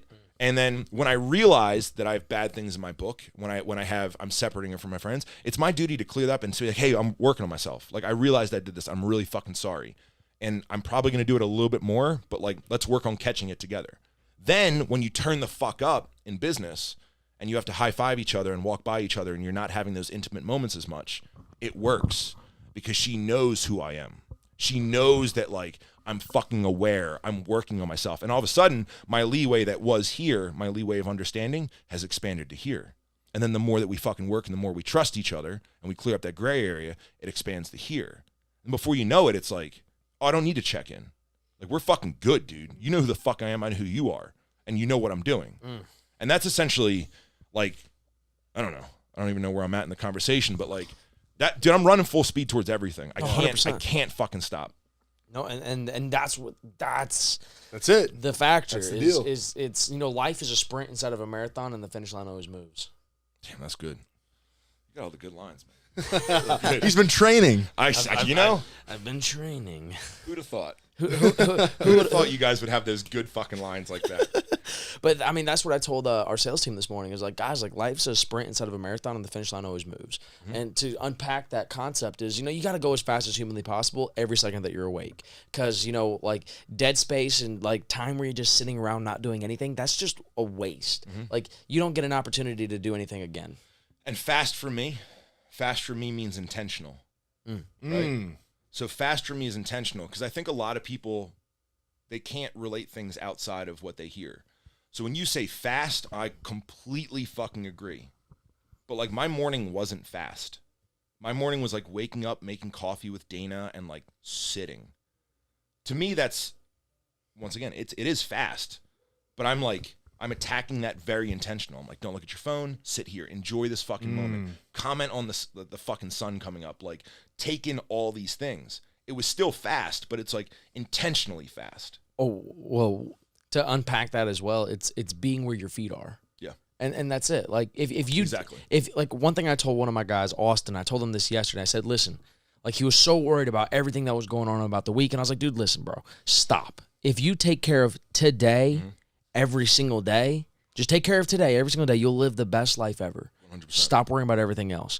And so, like, when we say, like, life's a sprint instead of a marathon, like, it's a sprint because you got to be where you're at. Yeah. And if you do everything where you're at, like, if me and you and Ryan were on a podcast and I'm on my phone going through Twitter, I'm not where I'm at and I'm not doing it quick and I'm getting nowhere. Yep. And then it's a marathon because you see people, as we talked about diets, working out, you know, like, trying to train, trying to, you know, get something else out of life. They do it for a week. They do it for a month. They got a New Year's resolution.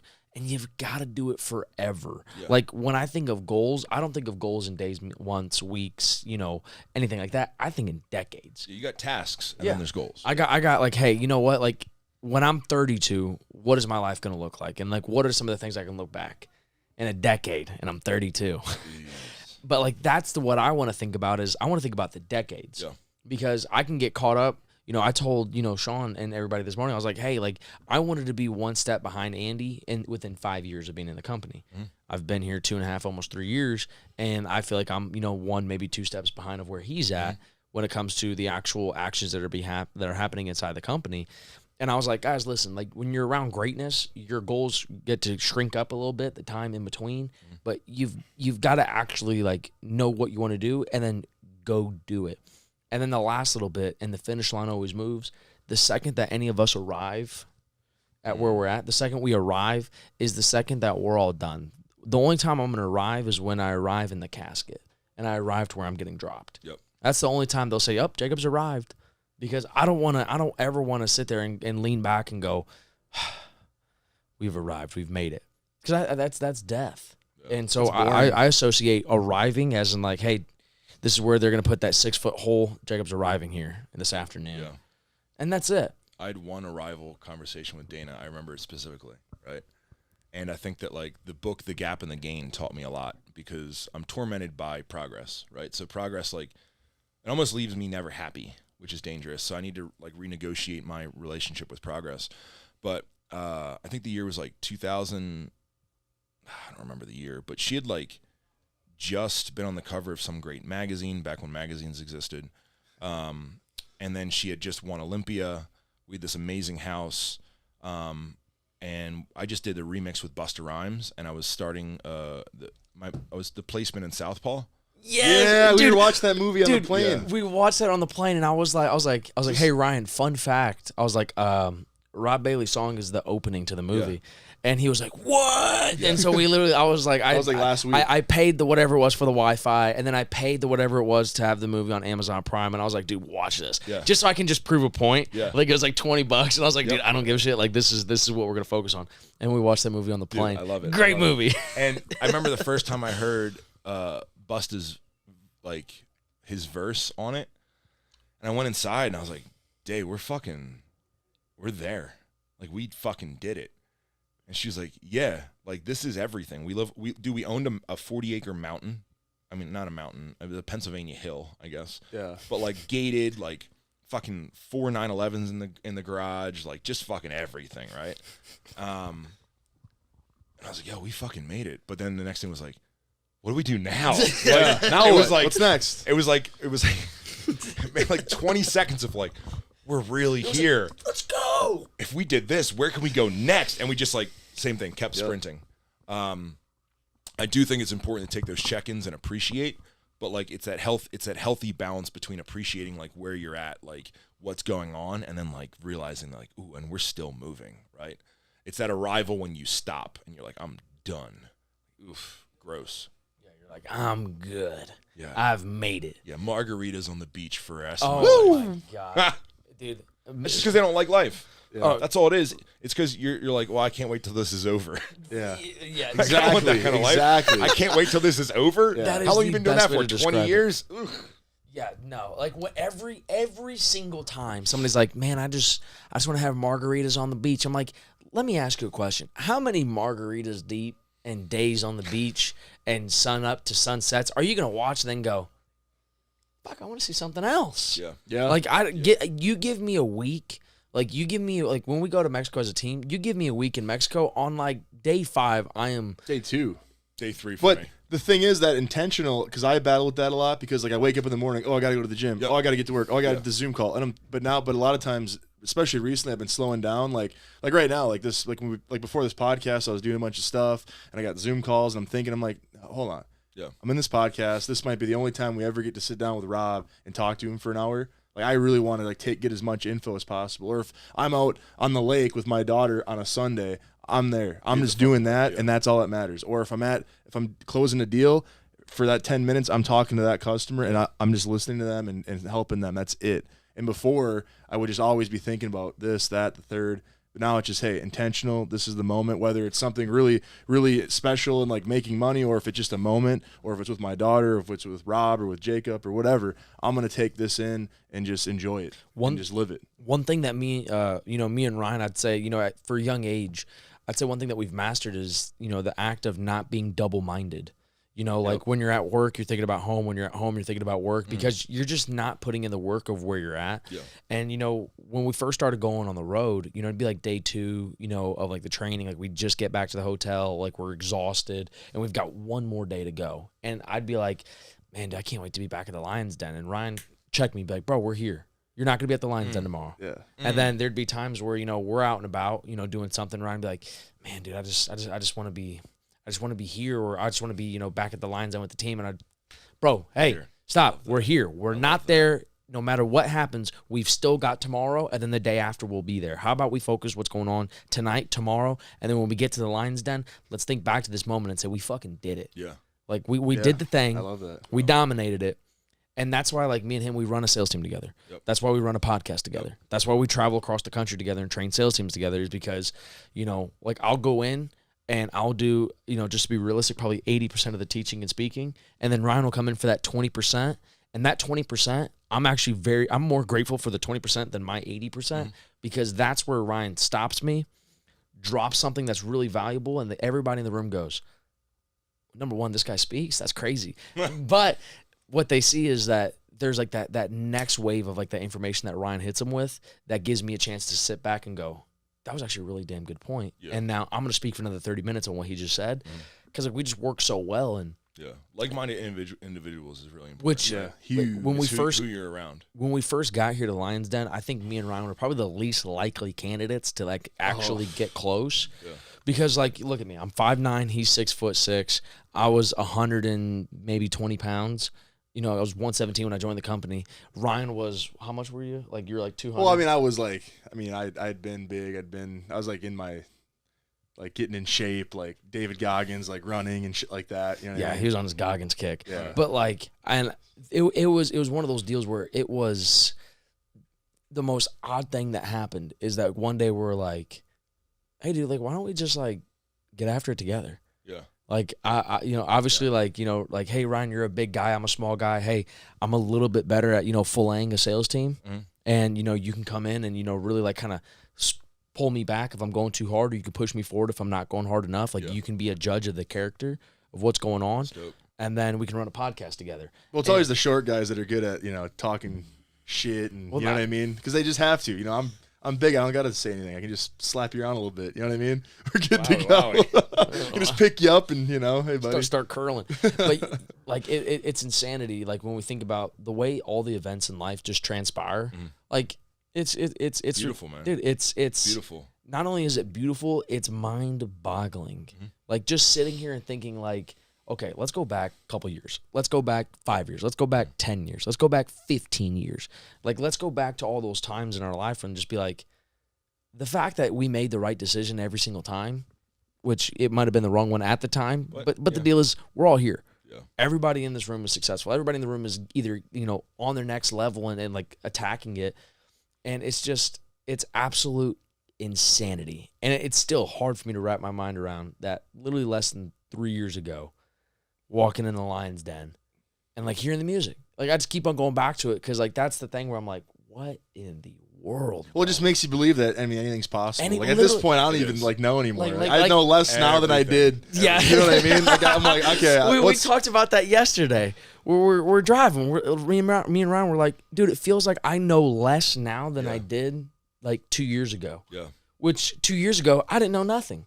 But now it's like I've learned so much and I realize that there's so much more to learn. So that I much. feel like I know less. And it's insanity. And so like, I'm going to be serious. You know, one thing that I want you guys to write down with is number one, you're qualified. Like Everybody's we're qualified. probably the least qualified people to be where we're at right now, except for the fact that like we made the decision. Like number one, if you're watching this, you're qualified. Like you've got to believe that. yeah. Otherwise, you just won't get it. Number two, like extend your horizon of beliefs and just push it just a little bit farther. Just by listening to this podcast, like with you, with me, with Ryan, just hearing everybody's story and the way that everything has happened and the way that it's happened, the fact that we're all here is it's insanity. So like you gotta believe in the fact that like you can truly get what you want if you would just put your mind to it. And then lastly, get away from dream killers, because I'm guaranteeing, you know, I've got a ton of them in my life, and I guarantee you had a bunch in your life. Yeah, I'm still fishing them out here now. I'm still seeing them and be like, wait a second, how'd you sneak in here? Yeah. Get the fuck out. Yeah, get away. Yeah, you stuck on. Get out of here. Yeah. Scram. Get out of here, kid. You know, Scram. Get off the ground. And so, Rob, you know, now like one thing that I've always wanted to ask you is like I know that there's other people who've been like, oh, what's the most amount of money that you've lost on a business deal? Or hey, like who like what was a bad business that you started that didn't work? Like, oh hey, what would be like the one piece of advice you'd have for a young entrepreneur? I'm gonna go something different. Okay? If you can just go back to the moment where you decided to work 20 hours a day doing the t-shirts, knowing what you know now, would you go through all of the heartache and the shit just to be where you're at? Or would you tell yourself to go a different route and speed it up, see if you can't get there faster? Would you wait for the success, or would you try to compress the time frame? I'm gonna let you mull on that for Yeah. a second. So I think I'd have to go through all the same shit, right? I'd have to, because I learned so much.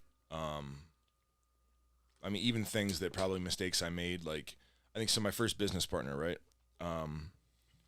He tricked me. He was an evil businessman. That man was a bad dude, and I didn't see it. Right? I was a young, happy artist, and he just like, dude, he ripped me off for so much money, and just made it really, really weird for me. Especially as a husband, you know, manipulating like owning images of my wife that he was still advertising with and stuff like that. Sounded really weird, but still advertising with like images of Dana and using her likeness because of things that I had agreed to, and just felt like I didn't have any control, right? And then realized like, well, I can't kill the guy. I guess I could have. That would have been an option, but You'd be sitting in what if I would have got Quentin. caught? Yeah. Right? Yeah. So I think like even looking back on that and like when I was in that, man, and even like the next 5 years past that, I was like the worst decision I've ever made. Worst. Look back now, I'm like, damn, dude, that like, it was so much free college for me. Like I didn't need to go to business school. I just need to be in a really, really bad business relationship for 2 years. I learned everything. I learned like, oh, this doesn't feel right. Cool, check up on it. Ooh, get a lawyer here. Like, I didn't learn why to get a lawyer. I just realized that like, oh, my gut's right.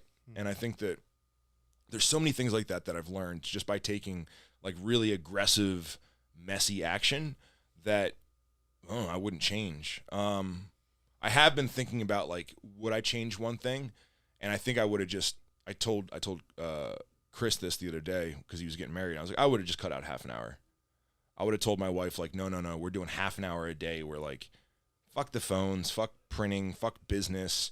Like, I pride myself on creating time, and back then, like, I didn't see that.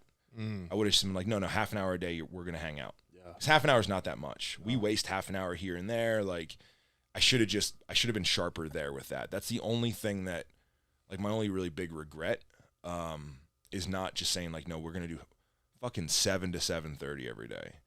And the only reason I say that, and the only reason I'm like starting to get really verbal about that is because I want other people to do it too. Like, I want someone to look at me and be like, oh, he's been in business fucking 17, 18 years. He's doing extremely well. And he has one regret. And that is like, I would have carved out half an hour a day for my wife. Yeah. And everyone can do that. Yeah. Everybody. You can carve out a workout. You can fucking work out with your wife for half an hour a day. Yeah. There you go. You're fucking killing all the birds with stones, right? Boom. Yeah. But I'd say that's the one thing I would change. Outside of that, dude, no. I mean, I probably would have got a mentor earlier. I probably would have I did everything lone wolf. Still thinking through this question. It's a really good question. I did everything lone wolf. I think that now I'm hiring coaches right and left. Like, holy shit, dude. I hired 2 coaches last week. I've got like 4 or 5 different coaches now I use. Like, broken down into like my athletic coach, my spiritual coach. I just hired a fucking dance coach yesterday because I want to learn how to dance. Like, I hire coaches for everything. I can figure it out on my own, but like, and I think that's really powerful because a lot of people that are like broken on empty, they don't hire any coaches. Well, it's because you don't see the value, right? Right. You're like, well, $300 a month or whatever. And it's like, bro, you don't even realize. Like, exactly. There's things that have made me millions of dollars where I hired somebody for something and I heard them say one sentence. Boom. Like, and that's all I hope today is like, people consume podcasts and listen to all this shit, and it's like, oh, I'm not looking for the whole podcast. Like, I read a book, not looking for the whole book. I need one fucking sentence. Like I just said a couple seconds ago, like messy action. Fucking, I had a coach for a year, and then at one point in time, he was like, yeah, sometimes you just need to take messy action. And I was like, whoa. Boom. Like, I need to hear those 2 words. And dude, I don't even know. I that's when I think that's one of the things that pushed me into starting my coaching program, which, dude, I made $1 million in the first 3 fucking months. So like him saying 2 words made me $1 million and then also impacted a shitload of people. Okay. So like I walk through life, I listen to podcasts, I'm looking for a phrase. And I think that the poor mentality is like, oh, give me step by step. I need every single thing for this $300. It's like, no, dude, you need 2 words to inspire you. Like, and I know it sounds weird, but like, that's all I look for. Yeah. I look for, fucking, we were at the wedding and I was like, I looked at Andy to see how he was carrying himself when everyone was looking at everyone else. Like, what's he doing right now? Like, that was what I was trying to take from the wedding, And it's the same things people notice about Dana and I. When I talk, like, on anything, watch how Dana looks at me. That's what everyone notices. No one even listens to me. Like, I'll do a big fucking banger speech, and they notice that one little thing about, like, they're like, oh, my God, look how she's looking at him. So, like, in big moments, that's what I look for. I look for those little tiny details that inspire. And I figured out the more inputs, the more coaches I have, the more I'm consuming, the more I read, the more podcasts. And I think that for a long time, I was like head down, almost like a poor scarcity mindset mentality where I wasn't looking for those moments. I was like, no, I'm going to figure it all out. I don't need to talk to anybody. So I think that's the other thing. I would have made more time for Dana, and I probably would have hired coaches much sooner. But I'm doing it now, so fuck it. Yeah. So I got tons of time. I got 40 to 50 next, man. Shit. It's more than that. You probably got 60. Shit. Oh, I well, think that's Big after Rob's that. going I'm not to even worried. 100. That's pretty far out. I'm not 100. No, he's not talking about how many years are left. He's talking about the gap. I'm talking about my 40 next to 10 years of 50. life, my next Oh. decade. See, we man. got. Sometimes we gotta unpack it I for know, Ryan. I think We she's gotta- 40 to 50 Cute, years though. That's left. I'm like, that's you part got- of his allure, right? He's just over there like, oh, you might. Serious. He actually just said, he's like, you might even live till 60. And I was like, wait, for a what? I feel like you're underselling me. Shit. No, I see you might live to 100. No, he's saying you The got 60 century. more. 60 Oh, more. And we gotta years. unpack it for Oh, you. then I'm over here. 60, yeah. Listen, thank God we have you. You're the Yeah. smart, sharp tiger. We're just these. Hey, I'm These just two the goofy, nice attractor. You know what I mean? Oh, I'm the one that God. lures him in, and then Jacob hits him with I like that. the slick talk. You I know what I like mean? that. I'm just the happy-go-lucky fella. But well, I think man, this podcast. I mean, we're an hour and a half in. We've Oh, got are we? dude. We got a lot of yeah. gems, a lot of freaking. dude, Let's wrap it because I don't even know where my wife's out. Yeah, we there. should probably go find Well, Dana. hey, well, here's one thing that I do want to say. So if you're a business, if you're just in life, and number one, if you love Rob, listen, here's what you need to do. Rob, what's the number that they can text to get activated in all training right. grounds? So yeah, I did start a coaching program. My coaching program is Life Mastery, right? So everything that you've heard in this, you guys specialize in sales. I specialize in trying to help people figure out what they want, become super hyper aware, decide who they want to be, and then go be that person. So it's called Clear, Calculated, and Vicious. You can look it up. We have Instagram pages. We have all that. I'm branding it now under the Flag Nor Fail Training Grounds, but essentially if you find me, you're going to find it. But if you want that white glove service that can walk you through everything, shoot me a text at 406-518, I got to say it slow, right? 406-518-0997. For all you car guys out there, 997 is my favorite model of 911. Last year manuals for the turbos. So, Yes, sir. And then, hey, listen, one thing that I want to say is listen, if you're a business owner, if you're in sales, and obviously you're wanting to level up the way that you speak, the way that you communicate, the way that you close, overcome objections, the way that you brand and market yourself, and the profession that you're in. If you're making under $500,000 in sales, the deal is this. You need to get close with Andy and the Project 500. And so here's the deal. We've got the Young Closer podcast number where you can text me and Ryan. Here's the number. Write it down for all you hooligans who aren't going to remember this. And the reason why I'm putting this at the back of the podcast and not the front of it is because it's easy to take action when it's delivered to you on a silver platter. Yeah, that's okay? right. It's hard to go through an entire podcast, watch the whole thing, and at the very end of it, you hear something that's going to change your life, and then you take action on it. So the people that we know they're going to reach out listened to the entire podcast. And everybody's always like, hey, drop it at the beginning, drop it at the beginning. I don't want everybody. I said it was for the one. There's one person listening that's going to change their life, that's going to text you. Yep. There's one that's going to text me. And we're both going to change their lives. Yeah. And so, guys, here's the number, and you need to truly have this and write them both down. It's 480-405-3817. Okay? 480-405-3817. That's the Young Closer podcast number. And the deal is this. As we're sitting here, I just want to say, thank you. Dude, Yeah, Rob, you're amazing. I've Love you. I've gotten, Love you, man. millions of dollars of information just from this little hour and 40 minutes that we've been speaking, because I'm a sponge. I'll never get to the point where I fall out of love with learning. And I feel like when you do, you lose. yes. And so for everybody that's young or that's trying to figure it out, guys, stop, look past what Rob's saying of the 911s, the 23 cars, the 20 businesses, the houses in Montana and Cabo. Guys, listen, that's his chapter 14. You're on your chapter 1 through 3. Okay. Stop looking at where that's at. Go back and be like, okay, what did he do to get there? Read between the lines just a little bit on this, and I promise you guys, you're not just going to make a little bit of money from this podcast, but you're going to have the structural foundation to build the life that you want. Life. Okay? Commit to the life that you want. Stop committing to just work. Stop committing to just your wife. Stop committing to just small areas in your life that mean a lot to you. Commit to it all. Because you can have it all. I don't give a fuck if you're a car salesman. I don't care if you're a boat salesman. I don't care if you're somebody who's just a grocery bagger at the grocery store. You can truly get the life that you want. The reason why you do the things that you do is because of who you think you are. Okay? You do what you do because of who you think you are. So if this podcast hasn't elevated who you think that you are, then we failed you. But I'm already guaranteeing this. It's for the one out there. There's for that one person. That's it. And so, Rob, man, I just want to say thanks, bro. This is absolutely amazing. We freaking love this. Like, there's nothing more special than, you know, a 3-year loop closing. And then now it's like, okay. Oh, just getting started. Feels good. Well, no, like We're just getting warmed up. like listen, this is just the start of it. Like, that was like the prequel to the actual movie, you know, like, or the trailer, whatever it is. But like seeing it from day one, walking in the Lions Den and being like, man, that's a guy that like we want to get close with. And then throughout the years working, listening to music, and then it's closed, coming to the podcast, actually sit down and just get past all the noise, get past everybody wanting to get a photo, get past everybody, you know, asking you questions, you know, like, hey, what would you do with this business? Where it's like, okay, let's stop talking about me. Let's talk about you. Yeah. Because at the end of the day, you know, I know everybody wants to know a lot about you, but it was amazing, dude. Like, I can't say thank you enough for, you know, spending almost 2 hours with, you know, a 22-year-old guy and a 27-year-old. I like it, man. It inspires me. And so, you know, we got no barnacles. So Barnacles are gone. Yes. No barnacles. The barnacles are gone.